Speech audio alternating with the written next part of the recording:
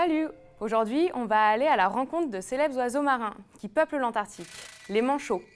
Et oui, parce que ce sont bien des manchots que l'on observe en Antarctique, et non des pingouins. Alors, quelle est la différence entre le pingouin et le manchot? Est-ce que c'est la taille, la couleur, le régime alimentaire? En fait, c'est encore plus simple que ça. Aujourd'hui, on distingue les pingouins par leur capacité à voler, alors que les manchots, eux, ne volent pas. En plus, les pingouins se retrouvent dans l'hémisphère nord. Pour l'anecdote, on peut même observer des pingouins en Bretagne, le pingouin torda, qui ressemble classiquement à un oiseau noir et blanc. Mais cette confusion, manchot-pingouin, vient en partie de la ressemblance étymologique entre le mot français pingouin et les termes désignant les manchots dans d'autres langues, telles que l'anglais, penguin. Quand on pense aux manchots, on pense souvent au manchot empereur. C'est le plus grand des manchots. Il peut mesurer jusqu'à 1,30 m. Mais il existe aussi plein d'autres espèces, moins connues, qui peuplent l'hémisphère sud. On en compte plus d'une quinzaine, avec parmi elles le manchot royal, qui ressemble au manchot empereur bien qu'un peu plus petit, mais aussi les gorfous, avec par exemple des gorfous sauteurs, huppés ou macaronis, ainsi que les manchots adélie, à jugulaire et des manchots papous. Et d'ailleurs, ces différentes espèces ne se trouvent pas seulement en Antarctique. Par exemple, on peut trouver des manchots en Nouvelle-Zélande, comme le manchot pygmée ou œil jaune, mais aussi des manchots en Amérique du Sud ou au sud de l'Afrique. Pendant l'expédition Antarctique de Degré, je vais m'intéresser à 3 espèces de manchots. Le manchot adélie, le manchot à jugulaire et le manchot papou. Ils sont moins impressionnants par leur taille que leurs congénères, les manchots empereurs, car ils mesurent environ 50 à 80 cm. Mais ils sont particulièrement intéressants car ces espèces peuvent se retrouver à cohabiter au sein de mêmes espaces.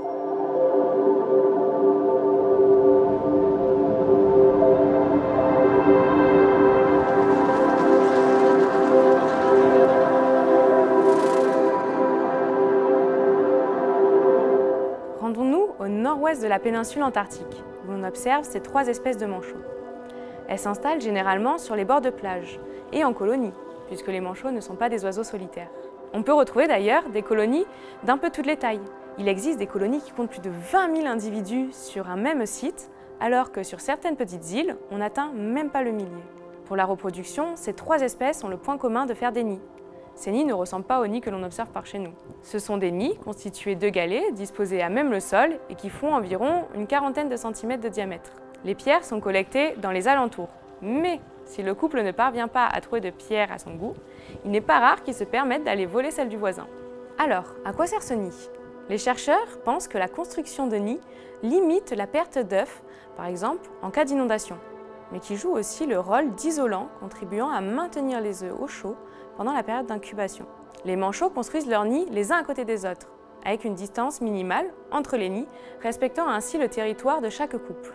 Par exemple, 70 cm environ chez les manchots adélie. Cette organisation en colonie permet notamment de se protéger des attaques d'autres espèces d'oiseaux, comme les squats, qui se nourrissent des œufs et des poussins des manchots.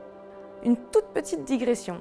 L'existence d'un nid simplifie la localisation du partenaire et du poussin lorsque le parent retourne à la colonie après une partie de pêche.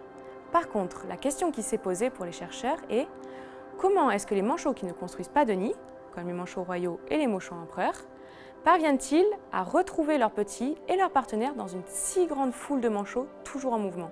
Des études ont montré que la reconnaissance du cri est primordiale pour se retrouver dans cette foule.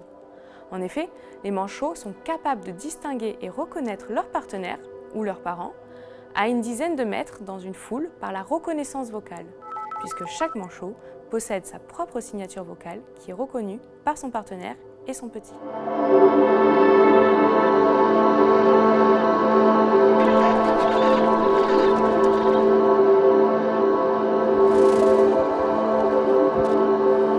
Revenons à nos 3 espèces de manchots, manchot adélie, manchot à jugulaire et manchot papou.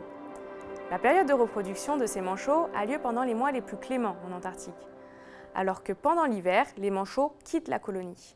Il faut juste se rappeler que l'été en Antarctique commence en novembre et finit en février. Prenons comme exemple le cycle de reproduction d'une colonie de manchots adélie. Ces oiseaux reviennent d'une année sur l'autre à la même colonie, généralement en octobre. À leur retour, les mâles commencent la construction du nid, les couples se forment, les partenaires s'accouplent et continuent ensemble de construire leur nid. Environ 1 mois après ce retour des manchots à la colonie, les femelles commencent à pondre. Elles pondent généralement 2 œufs chacune.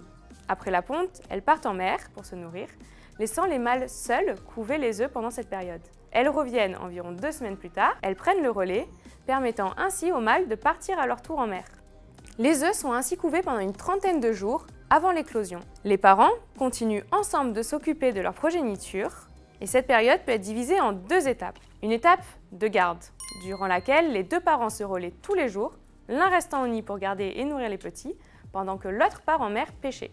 Cette étape est suivie d'une étape dite de crèche, durant laquelle les parents nourrissent moins fréquemment leur progéniture, s'absentent de plus en plus souvent, laissant les poussins non gardés, qui peuvent soit rester au nid, soit former des groupes avec les autres poussins de la colonie.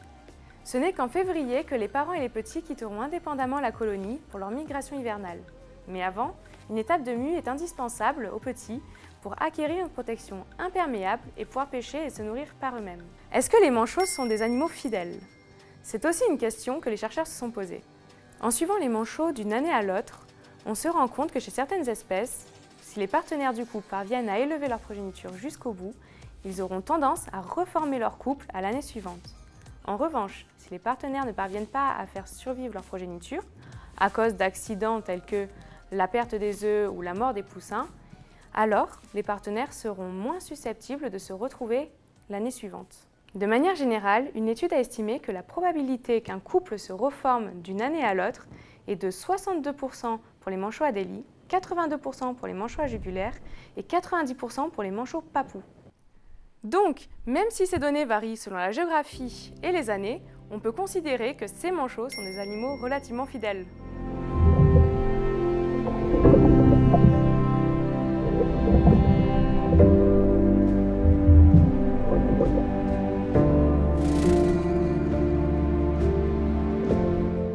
Bon, jusqu'ici, on a fait un grand tour d'horizon sur les manchots, leur milieu de vie et leur reproduction. Mais on n'a toujours pas répondu à l'une des questions essentielles, quelle est leur place dans le réseau alimentaire? C'est-à-dire, que mangent-ils et par qui sont-ils mangés? Dans la mer, les manchots sont la cible des léopards de mer, mais aussi des orques. Sur Terre, en revanche, les manchots adultes n'ont pas de prédateurs.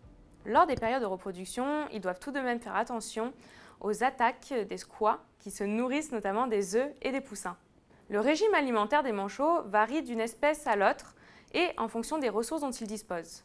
Mais l'alimentation principale des manchots Adélie, jugulaires et papous se compose de krill antarctique et de poissons. Le krill, c'est ce petit crustacé de 3 à 6 cm de couleur orangée qui ressemble à une petite crevette. Il est à la base de l'alimentation d'un grand nombre d'animaux en Antarctique, tels que les poissons, les manchots, les phoques ou encore les baleines.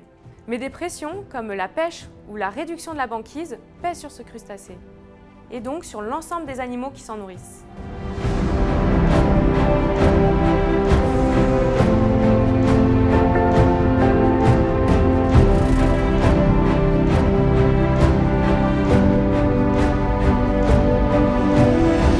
On a dit au début de cette vidéo que les manchots Adélie, jugulaires et papous étaient capables de cohabiter en période de reproduction.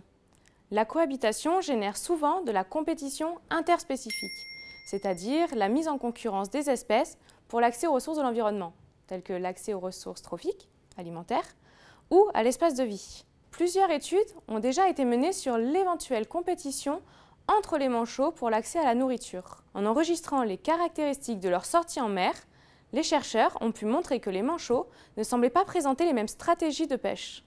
Par exemple, une étude menée sur l'île du Roi-George suggère d'une part que les 3 espèces de manchots en cohabitation ont tendance à ne pas pêcher aux mêmes heures de la journée, et d'autre part que ces espèces peuvent pêcher à différentes profondeurs. Cette désynchronisation et l'exploitation de différentes profondeurs pourraient participer à limiter la compétition pour l'accès aux ressources alimentaires. Lors de la mission Antarctique de Degré, l'enjeu sera plutôt d'étudier la cohabitation à terre. L'objectif étant de comprendre comment les différentes espèces de manchots s'organisent et se répartissent l'espace de nidification. En péninsule, les espaces de vie évoluent, notamment du fait du changement climatique.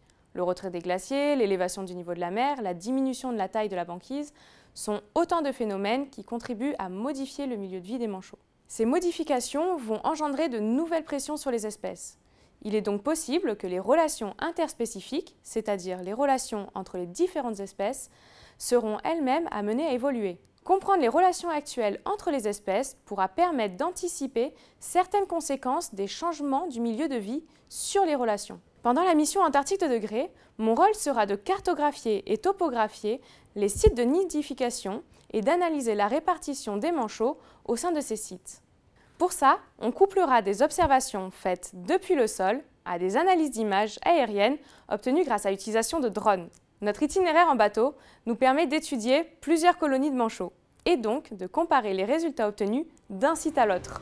Ça promet.